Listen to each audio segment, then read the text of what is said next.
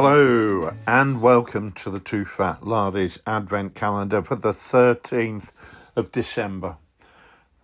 Many people have many thoughts on what Christmas means to them, but I think we can all universally agree that Christmas is about one person in particular. And Sidney is here today to open the next window on the Advent calendar. Hallelujah. Hello, and welcome to this next window in the 2025 selection of Advent windows from TooFatLardies. And the question behind this particular window is, what aspects of the rules that you've been developing do people overlook that could improve gameplay? There's an unspoken invitation in Richard and Nick's question. What aspects do people overlook in gameplay could also be another way of asking, what aspects in the game need to be signposted better? Have the mechanisms overtaken the fun? Has the chrome crowded out the elegance? And it's a constant battle and a constant struggle to get these elements right. Playtesting obviously really helps refine all rules. But one of the reasons that my rules on the sword fighting, which we've chatted about in the Advent windows and on the Udcast before, are not entirely finished, it's the seemingly endless process of tweaking one thing, adjusting another, and refining a third. The questions about overlooked aspects and how they can be solved and how players might enjoy solving them. So here's a few that I thought of.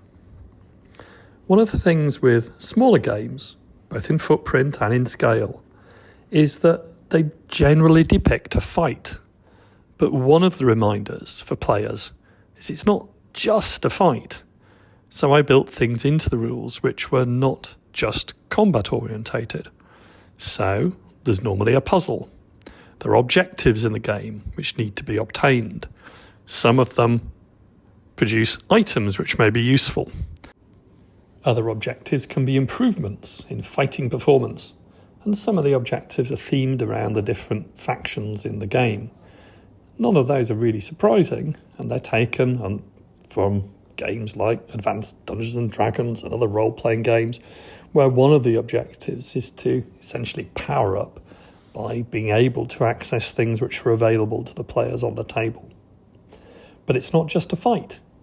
So reminding the players that it's not just a fight is a process also of presenting to the players other plausible alternatives to just fighting, meeting objectives, and making sure that those objectives are interesting and accessible and themed around the key elements of the game. Another aspect is honour, and honour runs through both of these two games, which I've been developing based on the Three Musketeers and, broadly, various types of personal combat in Edo period Japan. So, there's a clock in the game, as there is in all TooFatLardies games, force morale, which can be reduced by casualties and bad things happening. It's a clock which runs down, and at the end of the game, one side's force morale breaks. But it's a little bit different in these games, because force morale operates as a clock that when one side's force morale breaks, it's almost as if the umpire, the game's runner, or the referee has blown a whistle.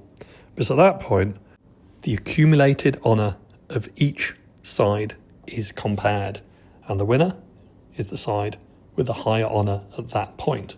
And that's not necessarily the side with the most figures which are still standing at that point. Honour and which combatants were honourable was important to historical contemporaries. It's part of the two periods, and therefore I made it centre stage in the rules, remembering that the game is all about honour and not just about survival. Is a good step to framing a plan in playing the game. And finally, one of the thoughts in my mind in creating these games was that smaller games at an individual level, smaller footprint, smaller number of figures, those smaller games excel when they're comfortable on their own terms. They're personal, intimate, and visceral.